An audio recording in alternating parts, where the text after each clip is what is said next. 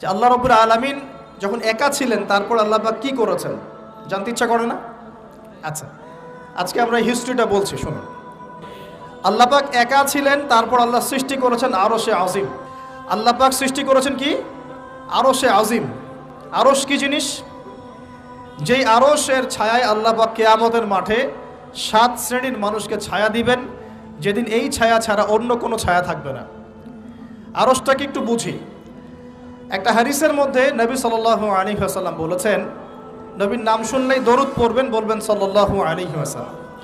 নবীজি বলছেন, দেখো এই পৃথিবী থেকে প্রথম মহাবিশ্বের দূরত্ব হচ্ছে 500 বছরের পথ। কত বছর? 500 বছর। এভাবে দ্বিতীয় মহাকাশ থেকে তৃতীয় মহাকাশ দূরত্ব 500 বছরের পথ। এইভাবে প্রত্যেক আসমানের মধ্যে দূরত্ব হচ্ছে কত বছরের পথ? 500। সপ্তম আসমানের উপরে আছে সিদরাতুল মুনতাহা। কি আছে? এটা একটা কুল গাছ, বড়ই গাছ। নাসা আবিষ্কার করতে পেরেছে, অতএব বিশ্ববাসী বিশ্বাস করবে না। নাসা যদি কালকে বলে হ্যাঁ পাওয়া গেছে সিদরাতুল মুনতাহা, তাহলে বিশ্ববাসী বিশ্বাস করবে। একটা শিরকি দর্শন চলছে, কুফরি দর্শন। ও যখন বলবে হ্যাঁ, তখন সবাই বলে হ্যাঁ, যখন তারা বলে না, সবাই বলে না। আল্লাহ পাকের ওহীর জ্ঞানের কোনো মূল্য নাই সবার কাছে, ইল্লা মাশাআল্লাহ। সিদরাতুল মুনতাহার উপরে আছে কুরসি। কি আছে? কুরসি। আল্লাহ পাকের কুরসি, যেটা আপনি আয়াতুল কুরসির মধ্যে পড়েন, ওয়াসিআ কুরসিয়ুহুস সামাওয়াতি ওয়াল আরদ, মানে আল্লাহ পাকের কুরসিটা আসমান জমিনকে ঘিরে রেখেছে। আর বলে রাখি যে প্রত্যেক ফরজ নামাজের পর যে আয়াতুল কুরসি পড়ে, জান্নাতে যাওয়ার জন্য তার একটাই বাধা, মৃত্যু। মৌত হয়ে গেলে জান্নাতে চলে যাবে ইনশাআল্লাহ। একটা হাদিস আসছে, রাত্রেবেলা ঘুমানোর সময় কেউ যদি আয়াতুল কুরসি পড়ে, সারা রাত আল্লাহর পক্ষ থেকে একজন ফেরেশতা তাকে পাহারা দিবে ইনশাআল্লাহ। এই ফেরেশতা তো দেখা যায় না, দেখা যায়? তো কয়দিন পর যদি বলে যে যা দেখা যায় না তা বিশ্বাস করা যাবে না, আসলে কিন্তু এপিস্টেমোলজি তাদের এটাই, যা দেখে না তা বিশ্বাস করে না। পশ্চিমারা কি ফেরেশতায় বিশ্বাস করে? কেন করে না? এটা তো একটা প্রশ্ন, উত্তরটা আমি বলছি আপনাদেরকে। কারণ তাদের জ্ঞান তত্ত্ব হচ্ছে যা চোখে দেখি না, যা পরীক্ষা নিরীক্ষা পর্যবেক্ষণে আসে না, তার কোনো অস্তিত্ব নাই। এটা ওদের ফিলোসফি অফ এডুকেশন, শিক্ষা দর্শন। এটাকে আমরা ফিলোসফির ভাষায় বলি এপিস্টিমোলজি বা জ্ঞান তত্ত্ব। জ্ঞান তত্ত্ব টিচার যারা আছেন তারা বুঝবেন, তাদের জ্ঞান তত্ত্ব এমন। আর আমাদের জ্ঞান তত্ত্ব উল্টা, টোটালি ডিফারেন্ট। আমরা কি বলি? আমরা বলি ওয়াকুলিল হাক্কু মির রাব্বিকুম, সত্য আল্লাহর পক্ষ থেকে আসে। আমরা বলি যে অদৃশ্যে বিশ্বাস না করা পর্যন্ত কেউ মুমিনই হতে পারবে না। ইমানের কয় পিলার? ইমানের কয় পিলার? 6 পিলার। আমানতু বিল্লাহি, আল্লাহর প্রতি বিশ্বাস করলাম, ওয়া মালাইকাতিহি, তার ফেরেশতাগণের প্রতি, ওয়া কুতুবিহি, আল্লাহ পাকের আসমানি কিতাব সমূহের প্রতি, ওয়া রুসুলিহি, আল্লাহ পাকের রাসূলগণের প্রতি, ওয়াল ইয়াউমিল আখির, পরকালের প্রতি, ওয়াল কদরি খায়রিহি ওয়া শাররি, তাকদীর বা ভাগ্যের ভালো মন্দের প্রতি। এই 6টার একটাও কি চোখে দেখা যায়? আল্লাহকে দেখেছেন? ফেরেশতা দেখেছেন? আমাদের নবীকেও কি দেখেছেন? শুধু কোরআনটা আপনি চোখের সামনে দেখছেন, আর কিচ্ছু আপনি দেখছেন না। পরকাল দেখেছেন? তাকদীর ভাগ্য দেখেছেন? কিচ্ছু দেখি নাই। এই 6টা পিলারে বিশ্বাস না করতে পারলে কেউ মুমিন হতে পারবে না। পারবে? আলিফ লাম মিম যালিকাল কিতাবু লা রাইবা ফি হুদাল লিল মুত্তাকিন। কারা মুত্তাকি? আল্লাযীনা ইউমিনুনা বিল গায়বি। এই যে 6টা গায়েবে যারা বিশ্বাস করে, এরা হলো মুমিন, মুত্তাকি। তাহলে আমাদের জ্ঞানের ভিত্তিটা কি? আমরা অদৃশ্যে বিশ্বাস করি, আর ওদের জ্ঞানের ভিত্তি হচ্ছে ওরা চাক্ষুষ যা দেখে তাতে বিশ্বাস করে। এই জায়গাতেই তো পার্থক্য জ্ঞানতাত্ত্বিক। এই কারণেই ওরা ফেরেশতায় বিশ্বাস করে না, আল্লাহ বিশ্বাস করে না, নবী রসুলগণে বিশ্বাস করে না। তারা বলছে আল্লাহর সন্তান আছে, নাউজুবিল্লাহ। হ্যাঁ, তারা আসমানি কিতাবে বিশ্বাস করছে না, তার ধর্মের কনসেপ্টে বিশ্বাস করছে না। তারা পরকাল, পুনরুত্থান, হাসর, কিয়ামত, মিজান, পুলসিরাত কিছুই বিশ্বাস করে না। বিশ্বাসগত পার্থক্য এখানে। এখন মুমিন মুসলিম হিসাবে আমরা বিশ্বাস করি আল্লাহ পাকের ফেরেশতা আছে না নাই? আছে। এখন এই ফেরেশতারা 8জন ফেরেশতা, বড় বড় 8জন ফেরেশতা, তারা আল্লাহ পাকের আরশটাকে ধরে রেখেছে। কয়জন ফেরেশতা? 8জন। এই 8জন ফেরেশতা আল্লাহর আরশকে টেনে নিয়ে আসবে কিয়ামতের মাঠে।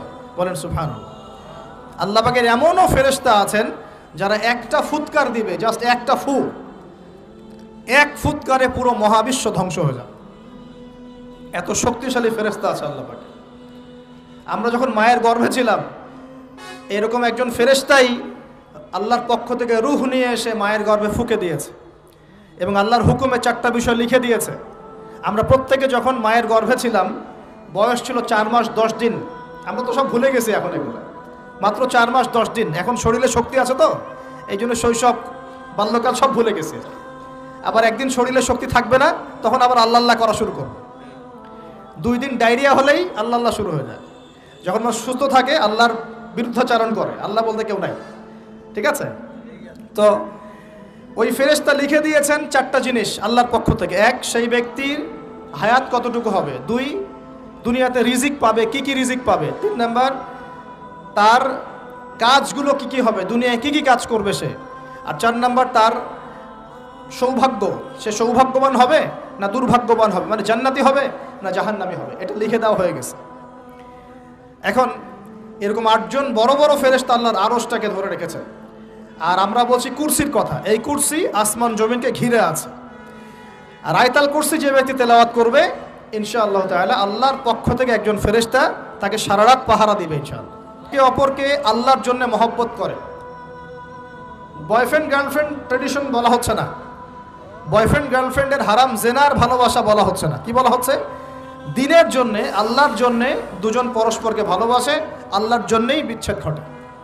5 নাম্বার, সেই ব্যক্তি যাকে, যুবক ভাই শোনেন ভালো করে, সেই ব্যক্তি যাকে কোনো সুন্দরী নারী জেনার জন্য ডাকে, সুন্দরী উচ্চ বংশের কোনো মেয়ে নিজেই জেনা করার জন্য ডাকে, কিন্তু যুবক বলে আমি আল্লাহকে ভয় করি, ইন্নী আখাফুল্লাহ, আমি আল্লাহকে ভয় করি। এরকম যুবক আছে এখনো বাকি সমাজে? এখন তো ইচ্ছা করেই মানুষ জেনা করে। এখন তো জেনা এত সহজ, মানুষ 1000, 1500, 2000 টাকা দিয়ে জেনা করতে পারে। এই সমাজে জেনা সহজ, বিয়ে হয়েছে কঠিন। এই সমাজে জেনাটা সহজ হয়ে গেছে, বিয়েটা কঠিন হয়ে গেছে। এই জন্য বিয়ের ঝামেলা অনেকে যেতে চায় না। জেনা করেই তো আমি যা উদ্ধার করার করছি, বিয়ে করলে খাওয়াতে হবে, নিজের পায়ে দাঁড়াতে হবে, এই লাগবে সেই লাগবে, সুবহানাল্লাহ। কিন্তু প্রিয় ভাই মনে রাখবেন, যদি আপনি জেনা থেকে বেঁচে থাকতে পারেন, আল্লাহ পাক আপনাকে সাক্ষাৎ মৃত্যুর হাত থেকেও বাঁচাতে পারেন। এটা আমি এমনি এমনি বলি নাই, আমি দলিল দিচ্ছি। জেনা এমন একটা পাপ, যেই পাপ থেকে যদি কোনো যুবক নিজেকে বাঁচাতে পারে, আল্লাহ পাক তাকে সাক্ষাৎ মৌতের হাত থেকেও বাঁচাতে পারবে ইনশাআল্লাহ। কিভাবে? 3 বন্ধু যাচ্ছে রাস্তা দিয়ে, হঠাৎ করে ঝড়, বন্ধু 3 জন ঢুকে গেল গুহার মধ্যে। কিসের মধ্যে? গুহায়, যে পাহাড়ি এলাকায় আপনারা থাকেন যারা, গুহার মধ্যে। হঠাৎ করে পাহাড়ের পাথর দিয়ে গুহার মুখটা বন্ধ হয়ে গেল। এখন খোলার কোনো অপশন নাই। সবাই বলছে এখন 3 জন, এখন তো আমরা বের হতে পারবো না, সবাই সবার নেক আমলের ওসিলা দিয়ে আল্লাহর কাছে দোয়া করো। কিসের ওসিলা দিয়ে? নেক আমলের ওসিলা দিয়ে দোয়া করতে হয়। যে হাদিস, মৃত মানুষকে ওসিলা করে তার জন্যে নজর মানত জবাই করে দোয়া করতে হয় না, নিজের নেক আমলের ওসিলা দিয়ে আল্লাহর কাছে দোয়া করতে হয়।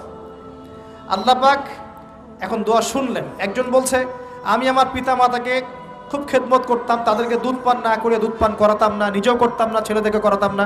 আল্লাহ, এই কাজটা তোমার ভালো লাগলে আজকে গুহার মুখ থেকে পাথর সরিয়ে দাও। পাথর একটু সরে গেল। পাথর আল্লাহর কথা শোনে কিনা? শোনে না? সবাই আল্লাহর কথা শোনে। আগুন আল্লাহর কথা শোনে কিনা? ইব্রাহিমের জন্য আগুন ঠান্ডা হয়ে যায় নাই? আচ্ছা, তারপরে আরেকজন দোয়া করছে, আল্লাহ আমার এক কর্মচারী ছিল, তার বেতন বাকি ছিল, সে বেতন না নিয়ে চলে গেছে, আমি সেই বেতনটা দিয়ে কিছু গবাদি পশু কিনেছি। আস্তে আস্তে গবাদি পশু বেড়েছে, অনেক দিন পর সে এসেছে টাকা চাওয়ার জন্য। তা আমি বলেছি সবই তোমার, সব নিয়ে চলে যাও। সে বলেছে আপনি কি ফাইজলামি করতেছেন আমার সাথে? আমার টাকা আমাকে দেন। বলছে না, তোমার টাকা দিয়ে আমি এটা কিনেছিলাম, আজকে বংশবৃদ্ধি হয়েছে, সব তোমার, নিয়ে যাও। সে নিয়ে গেল। সে বলছে আল্লাহ, এই কাজ যদি তোমার সন্তুষ্টির জন্য করে থাকি, আজকে আমাকে বাঁচাও। পাথর একটু সরে গেল। এবার তৃতীয় ব্যক্তি, এই ছেলে বলছে, যুবক ছেলে, আল্লাহ আমার একজন চাচাতো বোন ছিল। কে ছিল? এই যে বয়ফ্রেন্ড গার্লফ্রেন্ড, খালাতো বোন, চাচাতো বোন, এখন তো বিচ্ছিরি অবস্থা। এখন এমন একটা অবস্থা, পশ্চিমা সভ্যতার রিপোর্টগুলো পড়ে দেখি, ভাইও বোনের সাথে জেনা করে। ওদের ওখানে নিজের আপন পিতার দ্বারাও মেয়ে সেক্সুয়াল হ্যারাসমেন্টের শিকার হয়। ওরা আমাদেরকে শেখায় এখন ভালো কোনটা মন্দ কোনটা, আর আমরাও আমাদের মাথাটা কবে যে বিক্রি করে দিলাম। ওদের কাছ থেকে ভালো মন্দ শিখতে হচ্ছে, কোরআন সুন্নাহ বাদ দিয়ে ওদের কাছ থেকে ভালো মন্দ শিখতে হচ্ছে। তো চাচাতো বোনকে সে খুব ভালোবাসতো, তাকে সে পেতে চাইতো, মানে তার সাথে সেক্সুয়াল সম্পর্ক করতে চাইতো। আমাকে 1000 বা 100 স্বর্ণ মুদ্রা দিতে পারো, দিনার, তাহলে আমি তোমার সাথে সেক্স করব, মানে জেনা করবো, নাউজুবিল্লাহ। তো সেই ছেলে অনেক কষ্ট করে এই টাকাগুলো বা এই দিনারগুলো অর্জন করে, কামাই করে, দিনরাত পরিশ্রম করে, ঠিক আপনারা যেমন করছেন আর কি। তো এরপর সে তার স্বর্ণ মুদ্রা দেয়, দিয়ে বলে যে এখন আমাকে আমার কাজ করতে দাও। তখন সেই মেয়ে রাজি হয়। ঠিক যে মুহূর্তে তারা সেক্সুয়াল সম্পর্কটা করবে, ঠিক ওই মুহূর্তেই এই মেয়ে বলে ওঠে, হে আল্লাহর বান্দা, আল্লাহকে ভয় করো। আমি সারা জীবন আমার সতীত্বকে ধরে রেখেছি, কাউকে দেইনি, আমি কারোর সাথে এরকম অন্যায় করি নাই, আমি খারাপ মেয়ে নই, তুমি আমার ইজ্জতটা নষ্ট করো না। কে বলছে কথা? মেয়ে। ওই অবস্থা থেকে কি একটা ছেলের উঠে আসা সম্ভব? এটা কি এতটাই সহজ? এটা কিন্তু সহজ না। সত্যি কথা বলতে এই বিষয়টা কিন্তু এতটাও সহজ না। যারা অবিবাহিত তারা হয়তো বুঝতে পারবে না, বিবাহিতরা বুঝতে পারছে। তো ওই অবস্থা থেকে সেই টাকাগুলো না নিয়ে সেই স্বর্ণমুদ্রা মেয়েকে দিয়ে ওখান থেকে সেই ছেলে উঠে আসে আল্লাহর ভয়ে। সে এখন গুহার মধ্যে আটকা পড়েছে, আল্লাহকে বলছে, আল্লাহ ওই দিন ওই কাজ যদি তোমার সন্তুষ্টির জন্য করে থাকি, আজকে আমাকে মৃত্যুর হাত থেকে বাঁচাও। সমস্ত পাথর ধপধপ করে সরে গেল গুহার মুখ থেকে। এটা কিন্তু কোনো গাল গল্প না, এটা বানু ইসরায়েলের ঘটনা, সত্য ঘটনা। এই হাদিস থেকে আমি আপনাকে দলিল দিচ্ছি যে যদি জেনার মতো পাপ থেকে আমি সরে আসতে পারি, সাক্ষাৎ মৌত থেকে আল্লাহ বাঁচাতে পারে। প্রিয় ভাই, সেই যুবক আরশের ছায়া ছায়া পাবে যে তার যৌবনকালটাকে আল্লাহর পথে কাটিয়েছে, এবং যাকে কোনো সুন্দরী মেয়ে জেনার জন্য আহ্বান করে, সে বলে আমি আল্লাহকে ভয় করি। আমরা তওবা করি, আমরা কোনো প্রকার জেনার পাপে যাব না ইনশাআল্লাহ।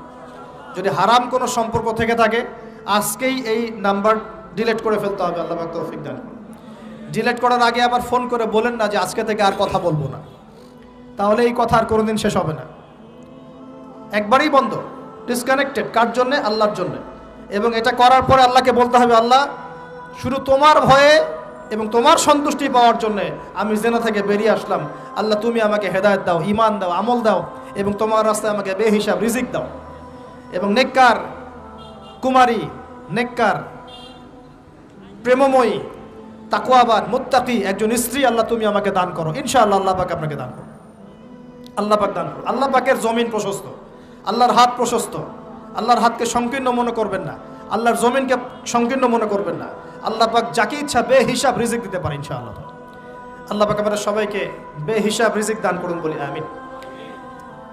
আর কে?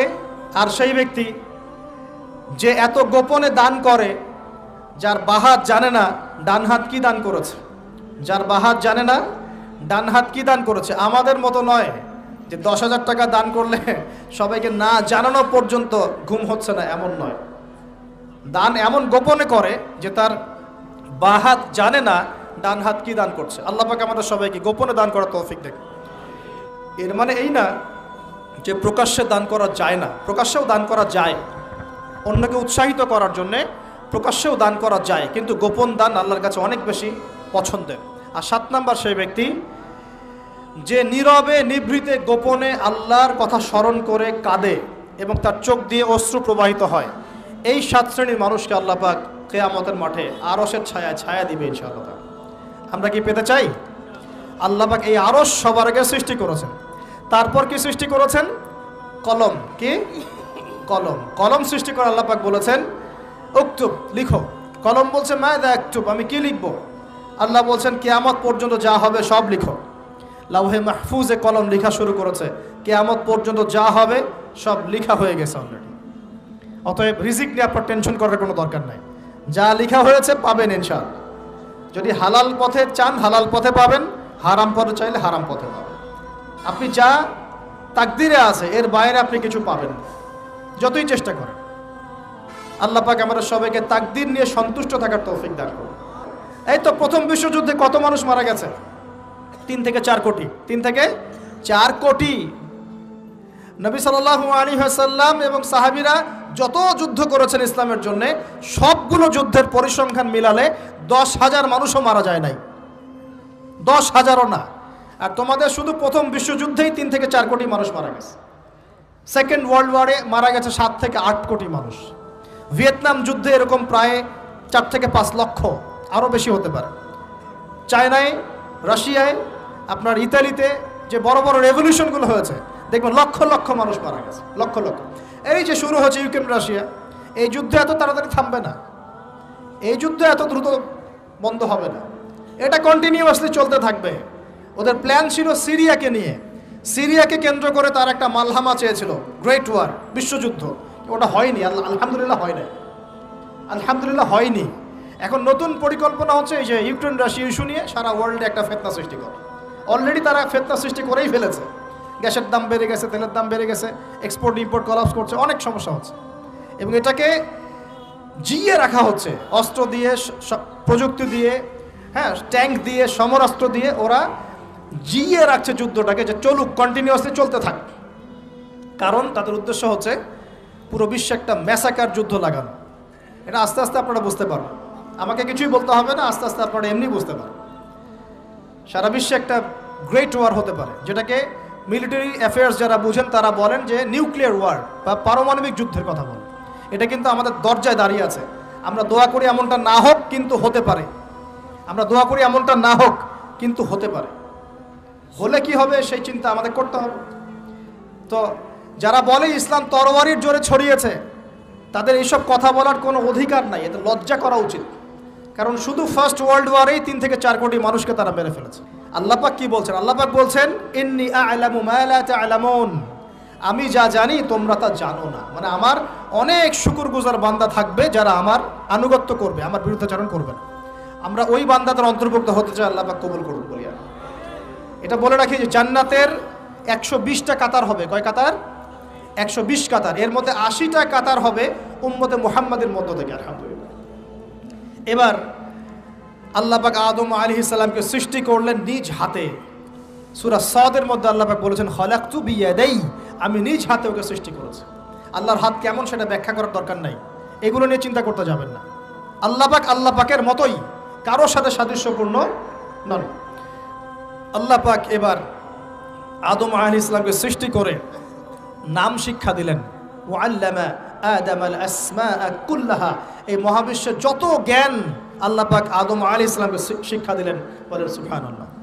এখান থেকে দলিল পেলাম আমাদের পিতা বানর থেকে হয় নাই, আমাদের পিতাকে আল্লাহ পাক সৃষ্টি করেছেন। আমাদের পিতাকে কে সৃষ্টি করেছেন? আল্লাহ রাব্বুল আলামিন। তাও আবার নিজ হাতে, মানে কি? ভালোবাসা দিয়ে, ভালোবেসে, মহব্বতের সাথে। এই খলাকতু বিয়াদাই, আমি নিজ হাতে সৃষ্টি করেছি, এই কথা মানুষ ছাড়া, আদম আলাইহিস সালাম ছাড়া অন্য কারো জন্য আল্লাহ পাক বলেন নাই। অন্য সবার জন্য আল্লাহ পাক বলেছেন, ইযা আরাদা শাইআন আইয়াকুলা লাহু কুন ফায়াকুন। যখন আল্লাহ পাক কিছু করতে চান খালি বলেন কুন, হও, ফায়াকুন, হয়ে যায়। ওখানে আল্লাহ পাক বলেন নাই সাগর সৃষ্টি করেছে হাত দিয়ে, এই গ্রহ নক্ষত্র সৃষ্টি করেছে আমার হাত দিয়ে। আল্লাহ পাক এমনটা বলেন নাই। আদম আলাইহিস সালামকে আল্লাহ পাক কত মহব্বত করেন, আল্লাহ পাক বলছেন যে আমি তাকে আমার নিজ হাতে সৃষ্টি করেছি। আর আজকে তোমরা শেখাচ্ছ মানুষকে, আস্তাগফিরুল্লাহ, যে মানুষ বানর থেকে হয়ে যায়। কত বড় কুফরি, কত বড় শিরক, কত বড় লজ্জা। নিজের সম্মান মানুষ নিজে ভাবে নষ্ট করতে পারে, নিজের সম্মান নিজে নষ্ট করতে পারে। আমাদেরকে আল্লাহ সৃষ্টি করেছেন আদম আলাইহিস সালাম থেকে। তারপরে যান, শুধু সৃষ্টি করেন নাই, আল্লাহ পাক সমস্ত নাম শিক্ষা দিয়েছেন। নাম মানে এখানে শুধু নাম, মঙ্গল, নেপচুন, প্লুটো এগুলো না। নাম মানে হচ্ছে জ্ঞান। নাম মানে কি? জ্ঞান। একটা এক্সাম্পল দেই, যখন আপনি বাচ্চাকে বলেন যে A for Apple, A for কি? অ্যাপল যে শিখাচ্ছেন, অ্যাপল বলতে কিন্তু সে শুধুমাত্র একটা ওয়ার্ড শিখে না, ও কিন্তু শিখে অ্যাপল মানে একটা এমন কিছু যেটা খেতে হয়। কি করতে হয়? খেতে হয়। যখন আপনি শেখান এ ফর অ্যান্ট, ও বুঝতে পারে অ্যান্ট হচ্ছে একটা সৃষ্টি, এটা চলাচল করে, কালো কালো দেখতে, ও কিন্তু মাথার মধ্যে ওটা ছবি এঁকে নেয়।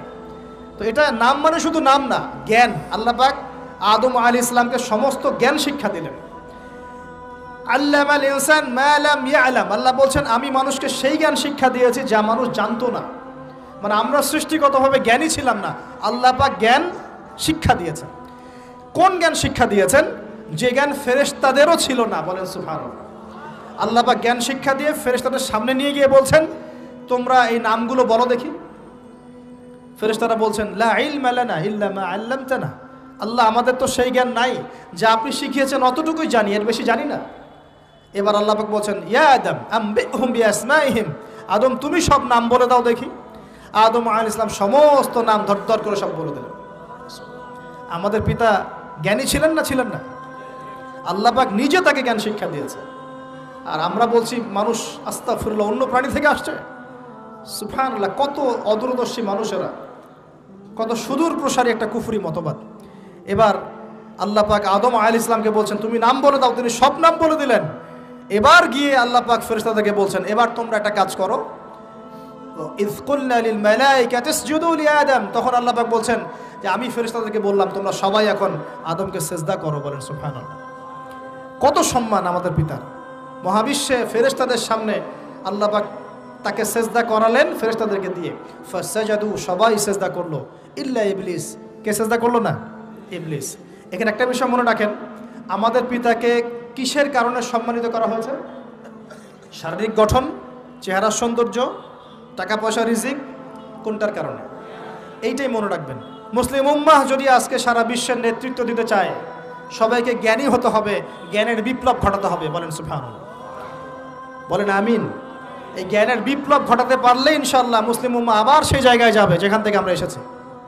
জ্ঞান ছাড়া আমরা কিচ্ছু করতে পারবো না। আর এই জ্ঞান মানে শুধু একমুখী শিক্ষা নয়, জেনারেল শিক্ষা, ইসলামিক শিক্ষা, এই দুইটাকে হারমোনিয়াসলি কম্বাইন্ড করতে হবে, করে এমন জ্ঞান অর্জন করতে হবে যেই জ্ঞান দিয়ে বিশ্বকে আমরা চ্যালেঞ্জ করতে পারি। এটাই এই বিশ্বের সবচেয়ে বড় চ্যালেঞ্জ এখন, মুসলিমদের সবচেয়ে বড় চ্যালেঞ্জ এখন এটাই, ইসলামিক শিক্ষা এবং জেনারেল শিক্ষাকে একত্রিত করে এমন প্রজন্ম তৈরি করা যে প্রজন্ম আগামী দিনে উম্মাকে নেতৃত্ব দেবে ইনশাআল্লাহ। এই একটা কাজ যদি কেউ করে যেতে পারে, আল্লাহ পাক তৌফিক দেখ, আমরা দোয়া করি আল্লাহ পাক এমন নেতা আমাদের উপরে নিয়ে আসুক যারা এরকম প্রজেক্ট লঞ্চ করতে পারে। বলেন আমিন। দোয়া করতে কোনো সমস্যা? অথবা যদি কেউ হাল না ধরে, আল্লাহ পাক যেন এমন কিছু মানুষ তৈরি করে দেন যারা এই জ্ঞানতাত্ত্বিক বিপ্লব নিয়ে কাজ করবে ইনশাআল্লাহ। এটা সবচেয়ে ইম্পর্টেন্ট কাজ এখন, না হলে আজকে থেকে 20-30 বছর পরে এই প্রজন্মকে আপনি আর খুঁজে পাবেন না। দেখবেন এমন প্রজন্ম চলে আসছে যারা বলবে আল্লাহর সাথে আমাদের কোনো সম্পর্ক নাই, নামাজ পড়বে না, রোজা রাখবে না, যাকাত দিবে না, আল্লাহকে চিনবে না। দেখে নিয়েন, আমরা দোয়া করি এমনটা না হোক, কিন্তু যদি আমরা হাল ছেড়ে দিই এখন এমনটাই হবে সামনে। এটা খিদিরের দৃষ্টিভঙ্গি দিয়ে আপনাদেরকে বললাম, জ্ঞানতাত্ত্বিক রেভলিউশন দরকার। যদি কেউ কোনো উদ্যোগ না গ্রহণ করে, অ্যাটলিস্ট বাসায় পারিবারিকভাবে হলেও আপনাকে শেখাতে হবে সন্তানকে, কোনো অপশন নাই। এবার ফাসাজাদু, সবাই সিজদা করেছে, ইল্লা ইবলিস, ইবলিস করে নাই। কেন করছে না? ইবলিসের সমস্যাটা কি? ইবলিসকে আল্লাহ পাক জিজ্ঞাসা করছেন, আল্লাহ পাক জিজ্ঞাসা করছেন মা মানাআকা আল্লা তাসজুদা ইয আমারতুক, আমি তোমাকে আদেশ করলাম আদমকে সিজদা করতে, কে তোমাকে নিষেধ করলো সিজদা করতে? ইবলিস বলছে, বেশি চালাক, বেশি বোঝে যারা, অতিরিক্ত বুদ্ধিজীবী। ইবলিস ছিল বেশি বুদ্ধিজীবী। ইবলিস ছিল কি? অতিরিক্ত মাত্রার বুদ্ধিজীবী। আছেন আমাদের সমাজে এরকম কিছু মানুষ, ও বলছে খালাকতানি মিন নার, আমাকে সৃষ্টি করেছেন আগুন দিয়ে, আগুন তো সুপিরিয়র মাটির চাইতে। ও খালাকতাহু মিন তিন, আর আপনি এই আদমকে সৃষ্টি করেছেন মাটি থেকে, কাদা মাটি দিয়ে, আমি কেন আদমকে সিজদা করতে যাব? যুক্তি, অতি যুক্তিবাদী, অতি বুদ্ধি। আল্লাহ পাক বলছেন ফাখরুজ মিনহা ফাইন্নাকা রাজিম, এখান থেকে বের হয়ে যাও, তুমি অভিশপ্ত। ফাইন্না আলাইকা লা'নাতা ইলা ইয়াউমিদ্দিন, আমার আদেশ লঙ্ঘন করার কারণে কিয়ামত পর্যন্ত তোমার উপর লানত, অভিশাপ বর্ষিত। আল্লাহ পাক তাড়িয়ে দিলেন, একদম থ্রোন অ্যাওয়ে। আমরা বলি না আউযু বিল্লাহি মিনাশ শাইতানির রাজিম, রাজিম শব্দের মানে হচ্ছে বিতাড়িত, থ্রোন অ্যাওয়ে, কার্সড, যাকে অভিশাপ করা হয়েছে। এবার ভালো করে শোনেন প্রিয় ভাইরা, ইবলিসের এই স্টেটমেন্টগুলো শোনেন। এবার ইবলিস বলছে রব্বি আনজিরনি ইলা ইয়াউমি ইউবআসুন, এই স্টেটমেন্টটা ভালো করে শোনেন। ইবলিস বলছে রব্বি, হে আমার রব। ইবলিস বলছে রব্বি, হে আমার রব। ইবলিস বলছে রব্বি, হে আমার রব, আমাকে অবকাশ দিন, আনজিরনি, আমাকে অবকাশ দিন, ইলা ইয়াউমি ইউবআসুন, কিয়ামত দিবস পর্যন্ত। ইবলিস আল্লাহকে বিশ্বাস করে কি করে না? ইবলিস আস্তিক না নাস্তিক? বলেন। ইবলিস বলছে রব্বি, রব্বি মানে কি? হে আমার রব। রব্বি মানে রব না, রব্বি মানে আমার রব। রব্বুন মানে রব, রব্বুহু তার রব, রব্বুহুম তাদের রব, রব্বুকা মানে তোমার রব, রব্বুকুম মানে তোমাদের রব, রব্বি মানে কি? আমার রব, রব্বুনা আমাদের রব। এটা গ্রামার, বুঝতে পারছেন? ইবলিস বলছে রব্বি মানে কি? হে আমার রব আনজিরনি, আমাকে অবকাশ দিন, ইলা ইয়াউমি ইউবআসুন, কিয়ামত দিবস পর্যন্ত। ইবলিস আস্তিক না নাস্তিক? তাহলে এখন বলেন তো, আমরা যারা দুনিয়াতে আল্লাহকে অস্বীকার করছি তারা ইবলিসের চেয়ে বড় না ছোট? দলিল দিলাম তো, নাকি এমনি এমনি বললাম?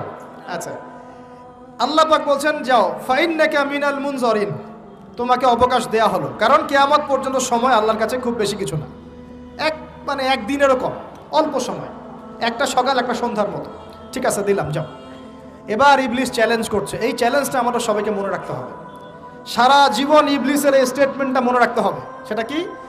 ইবলিস বলছে ফাবিমা আগওয়াইতানি, সূরা আরাফ পড়ে দেখবেন। ইবলিস বলছে ফাবিমা আগওয়াইতানি, আপনি যে আদমের কারণে আমাকে আজকে বের করে দিলেন জান্নাত থেকে, লাআকুদান্না লাহুম সিরাতাকাল মুস্তাকিম, আমি সেই আদমের সরল পথে ওত পেতে বসে থাকবো, চুপটি ঘাপটি মেরে বসে থাকবো, ঘাপটি মেরে ওর জন্য বসে থাকবো। আর সুম্মা লাতিয়ান্না মিন বাইনি আইদিহিম, আমি অবশ্যই তার সামন থেকে আসবো।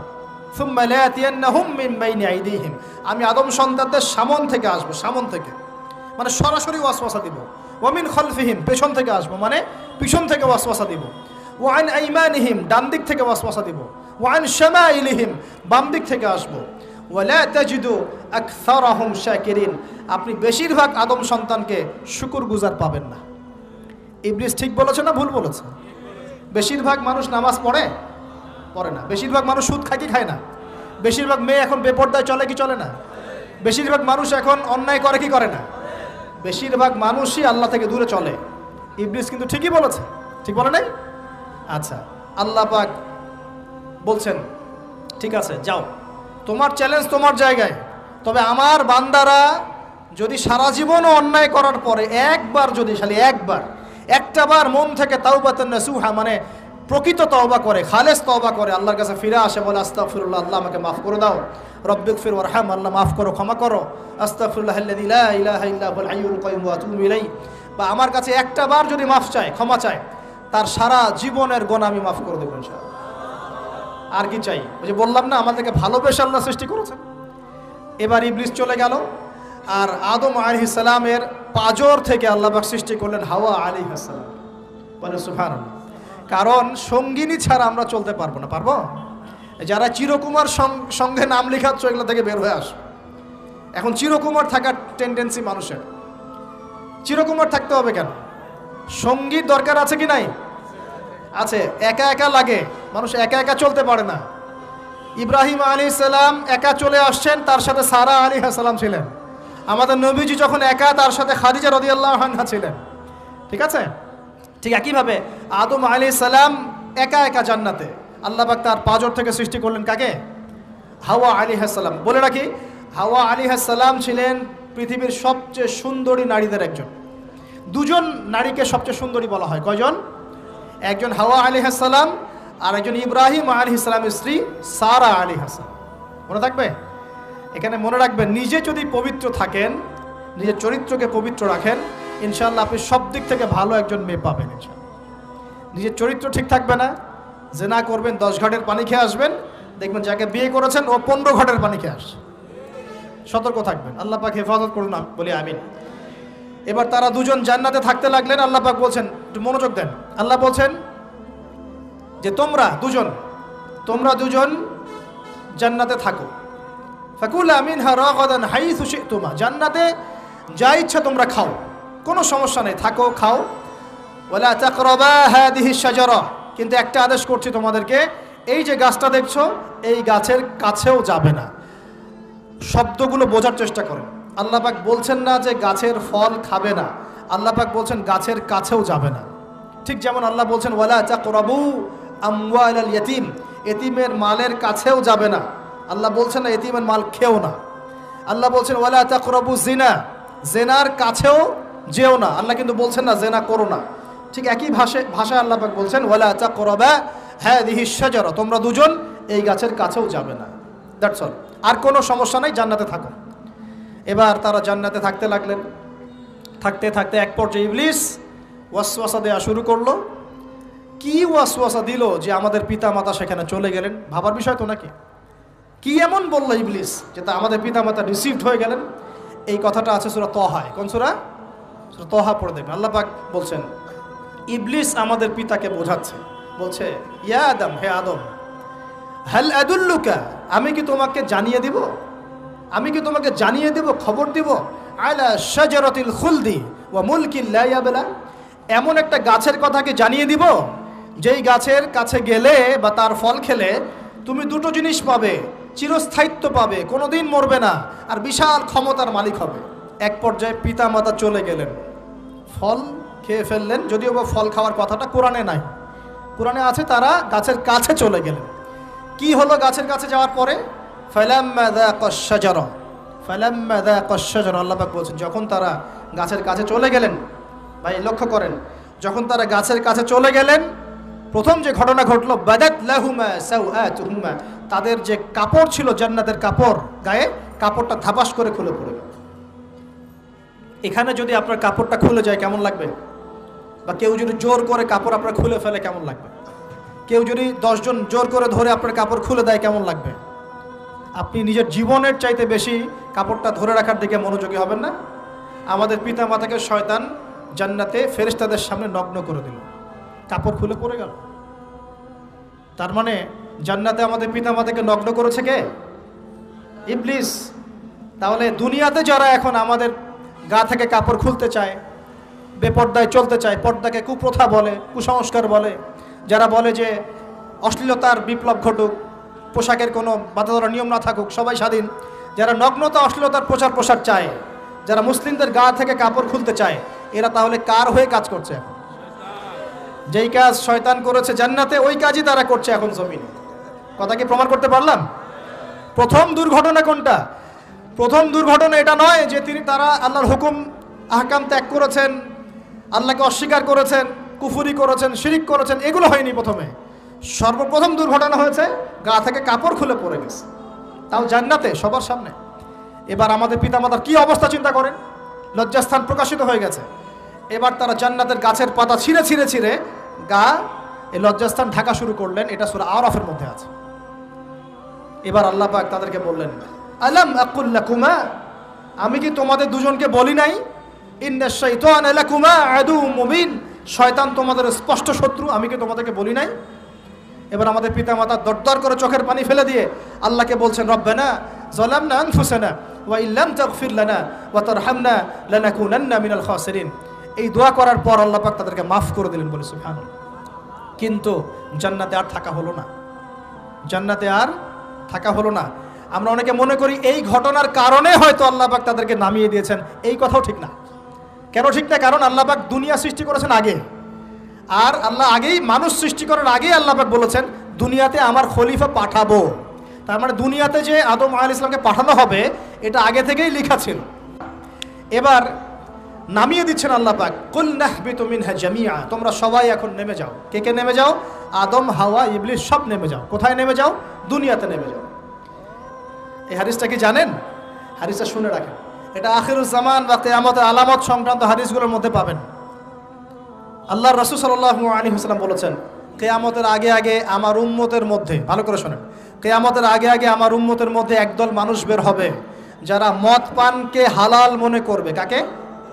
মদ পান করাকে হালাল মনে করবে। যারা বাদ্যযন্ত্র, গায়িকা, নায়িকা এগুলো নিয়ে নর্তকী নাচাবে রাতের বেলা, এগুলোকে হালাল মনে করবে। যারা অশ্লীলতা, বেহায়াপনাকে জায়েজ করে নিবে। ঠিক আছে, এরকম কয়েকটা পাপের কথা বলে নবীজি বলছেন একদিন সকালবেলা আল্লাহ পাক তাদেরকে ঘৃণিত বানরে পরিণত করবেন। এটা হবে সামনে, কখন কিভাবে হবে আল্লাহ ভালো জানেন। এবার আমি কনসেপ্টে চলে আসি।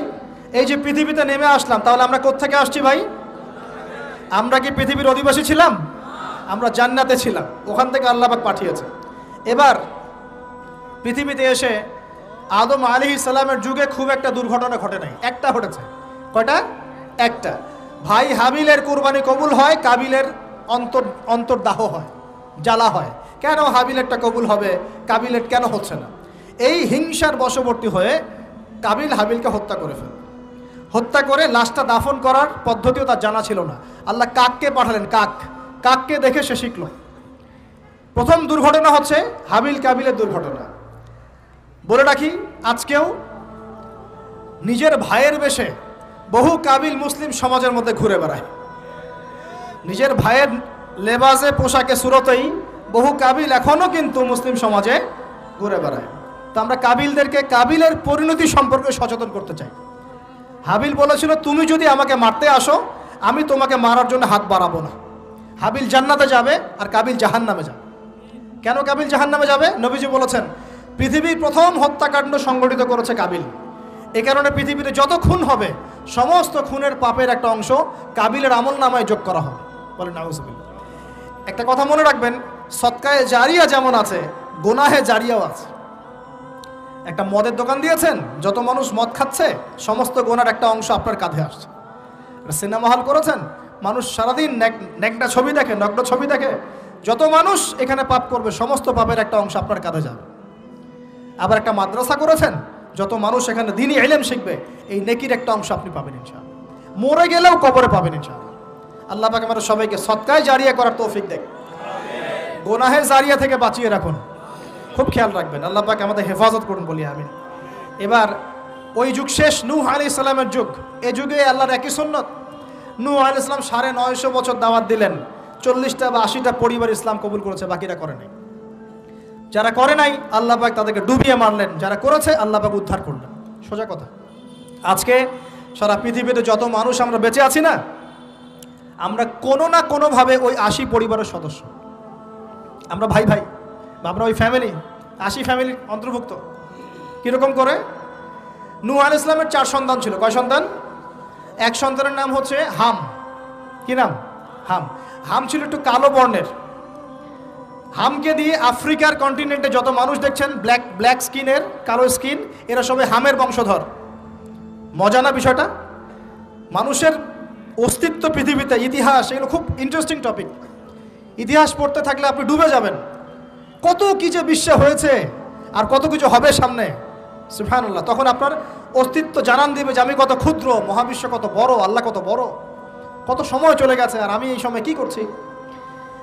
এক ভাইয়ের নাম শাম। এই শামকে কেন্দ্র করে এই আরবের যে মানুষগুলো আছে, আরব, অ্যারাবিয়ান, এরা শামের বংশধর।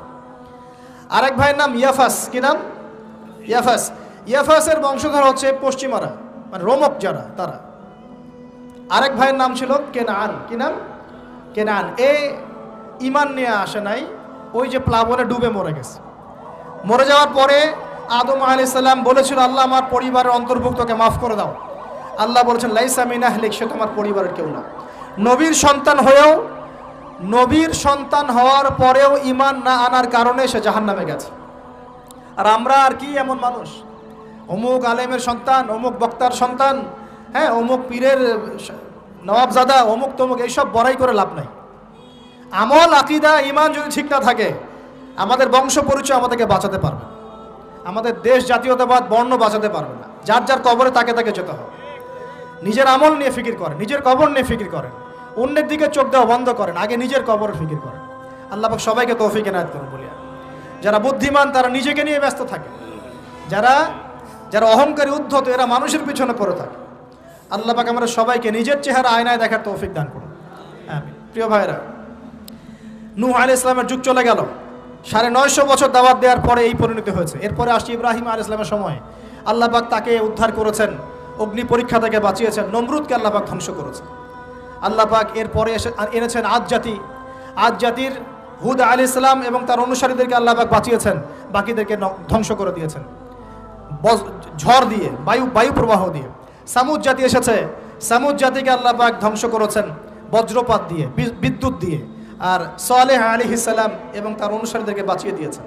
ফেরাউনের যুগ এসেছে, আল্লাহ পাক মূসা আলাইহিস সালাম এবং বনু ইসরাইলকে বাঁচিয়েছেন, ফেরাউনকে ডুবিয়ে মেরেছেন লোহিত সাগরে। ঈসা আলাইহিস সালামের যুগ আসছে, একই সুন্নত। ঈসা আলাইহিস সালামকে আল্লাহ পাক শুধু রক্ষাই করেন নাই, নিজের কাছে উঠিয়ে নিয়েছেন। সুবহানাল্লাহ। তিনি আবারও আসবেন পৃথিবীতে ইনশাআল্লাহ। যতদিন না তিনি আসছেন এবং এই পৃথিবীতে 40 বছর রাজত্ব না করছেন, কিয়ামত হবে না ইনশাআল্লাহ।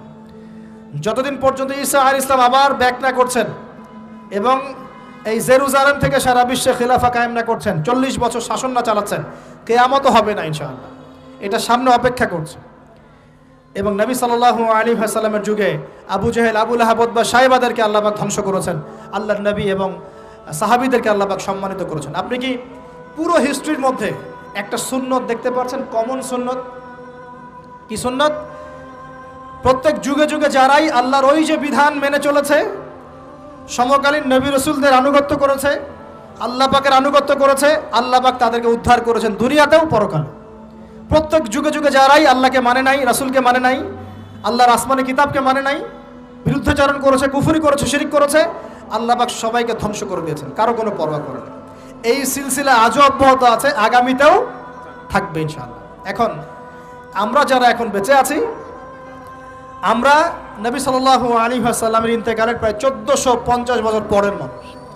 আল্লাহর নবী এসেছেন এমন সমাজে, যে সমাজে শিরকের পাপ চলছে, সুদের পাপ চলছে, দুর্নীতি চলছে, আপনার কন্যা সন্তানকে জীবিত হত্যা করা হচ্ছে, আপনার মাদকদ্রব্যের সয়লাভ চলছে, মেয়েদের অধিকার দেওয়া হচ্ছে না, হ্যাঁ, গোত্রীয় হানাহানি চলছে। ওই সমাজটাকে তিনি 23 বছরের মধ্যে পাল্টে ফেললেন। কত বছর? 23 বছর। কিভাবে পাল্টালেন? উত্তর, তিনি প্রথমে জ্ঞানের চর্চা করেছেন। কিসের চর্চা? জ্ঞানের। আল্লাহ পাক প্রথম ওহী নাযিল করেছেন, ইকরা বিসমি রাব্বিকাল্লাযী খালাক, পড়ুন আপনার রবের নামে যিনি আপনাকে সৃষ্টি করেছেন। নবী সাল্লাল্লাহু আলাইহি ওয়াসাল্লাম সাহাবীগণ কোরআনের 6টা হক আদায় করেছেন। কয়টা হক? 6টা। তারা কোরআন পড়া শিখেছেন। আমরা সবাই কোরআন পড়া শিখবো তো ইনশাআল্লাহ? তারা কোরআনের অর্থ শিখেছেন। আমরা কোরআনের অর্থ শিখবো তো ইনশাআল্লাহ? তারা কোরআনের আদেশগুলো মেনেছেন। আমরা কোরআনের সব আদেশ মানবো তো ইনশাআল্লাহ? তারা কোরআনের সমস্ত নিষেধগুলো বর্জন করেছেন। আমরা নিষেধ বর্জন করবো তো ইনশাআল্লাহ? তারা কোরআনের দাওয়াত মানুষের কাছে পৌঁছে দিয়েছেন। আমরা কোরআনের দাওয়াত দিব তো ইনশাআল্লাহ? এবং 6 নাম্বার, তারা কোরআনের বিধানগুলোকে বাস্তবায়ন করেছেন। আমরাও বাস্তবায়নের চেষ্টা করবো তো ইনশাআল্লাহ? এই 6টা হক আদায়ের ফলে 23 বছরের ব্যবধানে জাহেলি মক্কা একদম সোনালী মক্কায় পরিণত হয়েছে। 23 বছর পরের মক্কায় আপনি কোনো সুদ পাবেন, কোনো শিরক পাবেন, কোনো মূর্তি পূজা পাবেন, কোনো মেয়ের অবমাননা পাবেন, কোনো জেনা, কোনো ব্যভিচার, কোনো ধর্ষণ, কিচ্ছু পাবেন? 23 বছর পরের মক্কায় কোনো পাপ পাবেন না। কিভাবে সমাজ পরিবর্তন হলো? এই কোরআনের হক আদায়ের মধ্য দিয়ে হয়েছে, নবীর সুন্নাত প্রতিষ্ঠার মধ্য দিয়ে হয়েছে। এরপর কি থেমে গিয়েছিল? উত্তর, না। এরপর আবু বকর সিদ্দিকের যুগ এসেছে, প্রায় 2 থেকে 2.5 বছর তিনি শাসন কার্য চালিয়েছেন। ওই যুগে কি মানুষ আবার খারাপ হয়ে গিয়েছিল? উত্তর, না। বরং ইসলাম আরও বেগবান হয়েছে, আলহামদুলিল্লাহ। এরপর এসেছে উমর রাদিয়াল্লাহু আনহুর যুগ। কত বছর? প্রায় 10 বছর। কত বছর? 10 বছর। এই 10 বছরে কি মুসলিমরা আবার খারাপ হয়ে গিয়েছিল? উমর রাদিয়াল্লাহু আনহুর কোর্টের মধ্যে কি প্রতিদিন কেস আসতো? সারা বছরে একটা কেসও আসতো না। মানুষ এত ভালো ছিল, সারা বছরে একটা কেসও আসতো না। বরং যারা রাষ্ট্রীয় পর্যায়ে দায়িত্বশীল ছিল, তারা এসে বলতো যে আমাদের ভাতাগুলো বন্ধ করে দেন, বসে বসে বেতন নিব কেন, কোনো তো কেসই আসে না, বসে থাকবো কেন। এরকম সমাজ ছিল। একজন ব্যক্তি খুঁজে পাওয়া যেত না যে নামাজ পড়ে না, একজন মুসলিম পাওয়া যেত না যে জাকাত দেয় না সামর্থ্য থাকলে, এমন মুসলিম খুঁজে পাওয়া যেত না যে কোরআন পড়তে জানে না, হাদিসের চর্চা করে না, যে দাওয়াতি কাজ করে না, যে আল্লাহর পথে দাওয়াত এবং জিহাদে আত্মনিয়োগ করে না, এমন মুসলিমই খুঁজে পাওয়া যেত। এরপরে আসলো উসমান রাদিয়াল্লাহু আনহুর যুগ। ওই যুগে ফিতনা শেষের দিকে সৃষ্টি হওয়া শুরু হলো। কোন বিষয়কে কেন্দ্র করে? কোরআন সংকলনকে কেন্দ্র করে ফিতনা সৃষ্টি হলো। আতাতায়ীদের, বিদ্রোহীদের হাতে উসমান রাদিয়াল্লাহু আনহুকে নির্মমভাবে শাহাদাত বরণ করতে হয়েছে। তিনি প্রায় 12 বছর শাসন কার্য চালিয়েছেন। ইসলাম আরও এগিয়ে গেছে। এরপর এসেছে আলী রাদিয়াল্লাহু আনহুর যুগ। আলী রাদিয়াল্লাহু আনহুর খেলাফতে ওই উসমান রাদিয়াল্লাহু আনহুর ঘটনাকে কেন্দ্র করে, হত্যাকাণ্ডকে কেন্দ্র করে মুয়াবিয়া রাদিয়াল্লাহু আনহু এবং আলী রাদিয়াল্লাহু আনহুর মাঝখানে একটা ব্যাটল, একটা যুদ্ধ হয়ে গেছে। এর নাম হলো সিফফিনের যুদ্ধ। কিসের যুদ্ধ? সিফফিন।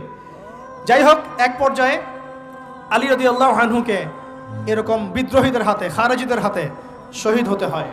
বলেন ইন্না লিল্লাহি ওয়া ইন্না ইলাইহি রাজিউন। তারপরে হাসান রাদিয়াল্লাহু আনহু অল্প কয়েকদিন শাসন কার্য চালান। তারপর উম্মার ঐক্যের খাতিরে তিনি তার শাসন কার্যের ভারটাকে মুয়াবিয়া রাদিয়াল্লাহু আনহুর হাতে সোপর্দ করে দেন। যা ছেড়ে দিলাম। মুয়াবিয়া রাদিয়াল্লাহু আনহুর সময় থেকে উমাইয়াদের শাসন শুরু হয়। উমাইয়ারা শাসন করেছে প্রায় 132 হিজরি পর্যন্ত। কত হিজরি? 132 হিজরি পর্যন্ত, প্রায় 92 ইয়ার্স, 90-92 বছর তারা শাসন করেছে। এ সময় ইসলাম আরও এগিয়ে গেছে, পিছিয়ে যায় নাই। ফিতনা এসেছে, দমন করা হয়েছে। মুসলিমরা বীর দর্পে বিশ্বের বুকে শাসন কার্য চালিয়েছে। এরপর এসেছে আব্বাসীয়দের খেলাফত। জাব নদীর যুদ্ধে উমাইয়াদের পরাজয়ের পরে আব্বাসীয়রা ক্ষমতায় আসে। তারাও ইসলামকে এগিয়ে নেওয়ার চেষ্টা করছিল, ইসলাম এগিয়ে যাচ্ছিল, জ্ঞান বিজ্ঞানের প্রসার হচ্ছিল। আলহামদুলিল্লাহ, ইসলাম পিছিয়ে যায় নাই, মুসলিমরা পিছিয়ে যায় নাই। সারা বিশ্বে দাপটের সাথে আমরা চলেছি। তারপর আস্তে আস্তে ওই আব্বাসীয়দের পতন শুরু হলো। কাদের হাতে? এই তাতারিদের হাতে, মঙ্গোলিয়ানদের হাতে। মাত্র 40 দিনের ব্যবধানে পুরো বাগদাদের মধ্যে প্রায় 20 থেকে 25 লক্ষ মানুষকে হত্যা করা হয়েছে। বাইতুল হিকমা ধ্বংস করে দেওয়া হয়েছে, লাইব্রেরি ধ্বংস করে দেওয়া হয়েছে, বইপত্রকে নদীতে ফেলে দেওয়া হয়েছে। তারা ছিল উগ্র জাতি। মঙ্গোলিয়ানদের নাম শোনেন নাই? হালাকু খান নাম শুনেছেন? চেঙ্গিস খান, হালাকু খান নাম শোনেন নাই? ওদের হাতে মুসলিমদের ব্যাপক দমন পীড়ন সহ্য করতে হয়েছে। এভাবে যুগে যুগে তারপর ক্রুসেডাররা আসছে, ক্রুসেড 1টা 2টা 3টা ক্রুসেড হচ্ছে। আস্তে আস্তে উসমানীয়দের রাইজিং হয়েছে, ফাতেমি খেলাফত এসেছে, মামলুকদের শাসন এসেছে, এদিকে মোগলরা শাসন করেছে, কর্ডোভার দিকে আব্দুর রহমান তারা শাসন করেছে। মানে এক কথায় সারা বিশ্বে মুসলিম শাসন ছিল। অটোমান এম্পায়ার 1923 এই সময়ের দিকে, 1914 থেকে 1923 এই সময় পর্যন্ত অটোমান এম্পায়াররাই বিশ্বে ছিল। তারপরে মুসলিমরা আস্তে আস্তে রাষ্ট্র ভাগ করে ফেলেছে, প্রত্যেক রাষ্ট্র টুকরা টুকরা হয়ে গেছে, ইউনিটি নষ্ট হয়ে গেছে, রাষ্ট্রের ভিতরে বিভিন্ন ফাসাদ তৈরি করে দেওয়া হয়েছে, মুসলিমদের ঐক্য ভেঙে গেছে, ইকোনমি দুর্বল হচ্ছে, সব মিলিয়ে আজকে মুসলিমদের আজকে এই অবস্থা হচ্ছে। আমাদের এখন যুবকরা চিনে না আল্লাহকে, নামাজ পড়তে মানুষ খুঁজে পাওয়া যাচ্ছে না, যাকাত দেওয়ার মানুষ পাওয়া যায় না, রমজান মাসে পার্ট টাইম রোজা রাখে, পার্ট টাইম তারাবি পড়ে, পার্ট টাইম জুমায় আসে, পার্ট টাইম ঈদে নামাজ পড়ে। প্রজন্ম আস্তে আস্তে এই জায়গায় চলে আসছে, আল্লাহকে চিনে না, রাসূলকে চিনে না, ইসলামের হিস্ট্রি জানে না, আমাদের শেকড় জানে না। এমনি এমনি হয়নি, লাস্ট 100 বছরে এই জায়গায় আমরা আসছি। লাস্ট 100 বছরের হিস্ট্রি ভালো করে পড়ে দেখবেন, বলার সময় নেই এখানে। লাস্ট 100 বছরের হিস্ট্রি পড়ে দেখবেন যে জায়গায় আমরা ছিলাম সেখান থেকে একদম তলানিতে নেমে চলে আসছি। এখন প্রশ্ন হচ্ছে, এই অবস্থায় কি চিরস্থায়ী থাকবো নাকি এখান থেকে আমরা সামনে যাব? সামনে যে এমনি এমনি যাওয়া হবে না এটা নিশ্চিত। সামনে যাওয়ার জন্য কিছু কাজ এবং ক্রাইটেরিয়া মেনটেন করতে হবে। আমরা জানি এরপরে আসবে ইমামুল মাহদির শাসন, তারপরে আসবে নবী ঈসা আলাইহিস সালামের শাসন, তারপরে দাজ্জালকে মেরে ফেলা হবে। আর দাজ্জালকে মেরে ফেলার আগে দাজ্জাল তার অনুসারীদেরকে নিয়ে বিশ্ব শাসন করবে 40 বছর। 40 বছর না, 40 দিন। 40 দিন। প্রথম দিন হবে 1 বছরের সমান, দ্বিতীয় দিন হচ্ছে 1 মাস, তৃতীয় দিন 1 সপ্তাহের সমান। তারপরের দিনগুলো আমাদের দিনের মতোই। এরপর ঈসা আলাইহিস সালামের আগমনের মধ্য দিয়ে তার ধ্বংস হবে। এরপর ইয়াজুজ আর মাজুজ বের হবে। ইয়াজুজ আর মাজুজ খুব হিংস্র হবে, তাদেরকে হত্যা করার ক্ষমতা মুসলিমদের থাকবে না। মুসলিমরা তুর পাহাড়ে আশ্রয় নেবে, আল্লাহ পাকের গজবে তাদের ঘাড়ের মধ্যে একটা ভাইরাস জন্ম নেবে, এতে তারা মারা যাবে। বড় বড় নখরওয়ালা প্রাণী আল্লাহ পাঠাবেন, পাখি, এরা এসে এদেরকে উঠিয়ে উঠিয়ে কোনো জায়গায় ফেলে দিবে, মহাবিশ্বের কোনো এক জায়গায় এনে ফেলে দিবে। তারপর আল্লাহ পাক বৃষ্টি বর্ষণ করবেন, প্রচুর বৃষ্টি বর্ষিত হবে এবং বিশ্বের এই জমিনটা উর্বর হবে। তখন একটা ডালিম দেখেছেন? ডালিম, একটা ডালিম একটা পরিবার খাবে, একটা ডালিমের খোসার মধ্যে একটা পরিবার আশ্রয় নিতে পারবে, এত বড় বড় ফসল হবে। 40 বছর ঈসা আলাইহিস সালাম এই বিশ্বকে শাসন করবেন ন্যায়ের ভিত্তিতে, আদালতের ভিত্তিতে। ঘাটে মহিষে 1 ঘাটে পানি খাবে, বাঘে মহিষে 1 ঘাটে পানি খাবে, কেউ কারোর উপর জুলুম করবে না। এরপর তার বিয়ে শাদী হবে, সন্তান হবে এবং তার ইন্তেকালও হবে স্বাভাবিকভাবে, এবং তাকে দাফন করা হবে নবী মুহাম্মদ সাল্লাল্লাহু আলাইহি ওয়াসাল্লামের কবরের পাশে, রওজার পাশে। এরপরে মানুষ আবার খারাপ হওয়া শুরু করবে, এতটা খারাপ হবে যে মানুষ রাস্তার মোড়ে মোড়ে জেনা ব্যভিচারে লিপ্ত হবে, কুকুর শেয়ালের মতো।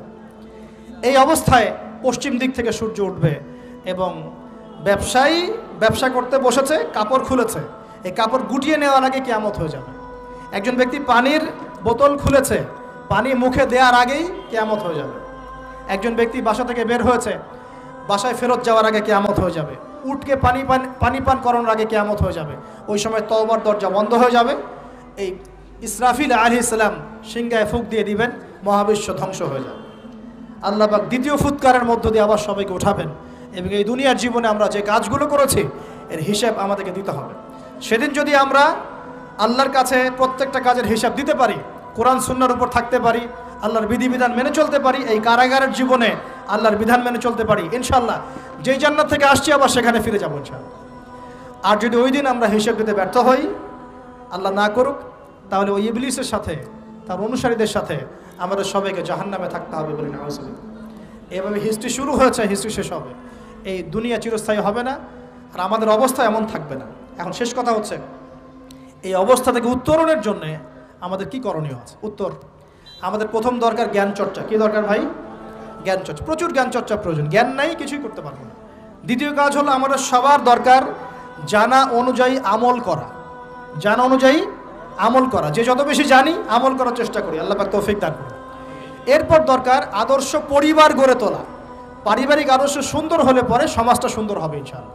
আল্লাহ পাক আমাদের সবাইকে আদর্শ পরিবার গড়ার তৌফিক দান করুন। দিনদার মেয়েকে বিয়ে করবেন, দিনদার ছেলেকে বিয়ে করবেন, অল্পে তুষ্ট থাকবেন, পরিবারের বিষয়ে সবর করবেন এবং সন্তান সন্ততিদেরকে মানুষ করে যাওয়ার চেষ্টা করবেন। এরপর দরকার আমাদের হালাল রিজিক। সবাই যদি হালাল রিজিকে সন্তুষ্ট থাকি, সমাজের মধ্য থেকে অন্যায় এমনি অটোমেটিক কমে যাবে ইনশাআল্লাহ। প্রত্যেকটা কাজ করার আগে চিন্তা করব কিভাবে করলে হালাল হবে, কিভাবে করলে হারাম হবে। এরপর দরকার নবী সাল্লাল্লাহু আলাইহি ওয়াসাল্লামের সুন্নাহ মাফিক জীবন গড়া। 24 ঘন্টার দিন রাতে যে কাজগুলো আছে, এই কাজগুলোকে নবীর সুন্নত অনুযায়ী করার চেষ্টা করব। আল্লাহ পাক তৌফিক দান করুন বলি আমি। আরও দরকার আমর বিল মারুফের কাজ করা, মানে সৎ কাজে আদেশ করা। আমাদের সবাইকেই দাওয়াতি কাজ করতে হবে। একজন দুজন করবে বাকিরা করবে না এমন নয়, সবাইকেই পার্ট টাইম হলেও দাওয়াতি কাজ করতে হবে। নামাজ আপনি পড়ছেন, নামাজের দাওয়াত দেন। আপনি জাকাত দিচ্ছেন, জাকাতের দাওয়াত দেন। আপনি রমজান মাসে রোজা রাখছেন, অন্য ভাইকেও রোজা রাখতে উৎসাহিত করেন। আপনি সুদ খাচ্ছেন না, অন্য ভাইকেও নিষেধ করেন, ভাই আপনিও খায়েন না। আমি যা করি সেটা আপনি অবশ্যই প্রচার করবেন, আপনি যা করেন সেটা আপনি প্রচার করবেন, যা করেন না সেটা বলতে যাওয়ার দরকার নেই। তবে হ্যাঁ, আমলের কথা আপনি বলতেই পারেন। যদি আপনি তাহাজ্জুদ নিয়মিত পড়তে নাও পারেন, মানুষকে আপনি বলতে পারবেন তাহাজ্জুদ নামাজ পড়েন, তাহাজ্জুদ নামাজ পড়া ভালো। ইনশাআল্লাহ আস্তে আস্তে আপনি নিজেও আমল করার চেষ্টা করবেন। আল্লাহ পাক তৌফিক দান করুন। আমর বিল মারুফ, সৎ কাজে আদেশ করতে হবে। আরেকটা হচ্ছে অসৎ কাজে নিষেধ করতে হবে। সৎ কাজে শুধু আদেশ করলেই হয় না, অসৎ কাজেও কি করতে হয়? নিষেধ করতে হয়। মনে রাখবেন, শুধু সৎ কাজে আদেশ করলেই জীবনেও কোনোদিন আপনার উপর কোনো বালা মুসিবত, বিপদ আপদ, গালি তহমত আসবে না। যখন আপনি সৎ কাজে আদেশের সাথে সাথে অসৎ কাজেও নিষেধ করা শুরু করবেন, তখন চতুর্দিক থেকে আপনার উপরে বাধা আসা শুরু হবে। এটাই সুন্নত। তবে এটা নবীর সুন্নত। আল্লাহ পাক বলছেন, কুনতুম খায়রা উম্মাহ উখরিজাত লিন-নাস তা'মুরুনা বিল মা'রুফ ওয়া তানহাউনা আনিল মুনকার ওয়া তু'মিনুনা বিল্লাহ। আর আমাদের দায়িত্ব হচ্ছে পরবর্তী প্রজন্মকে মানুষ করে যাওয়া, নিজেদের জান মাল সময় শ্রম দিয়ে আল্লাহর জমিনে আল্লাহর দ্বীনটাকে প্রচার করা, প্রসার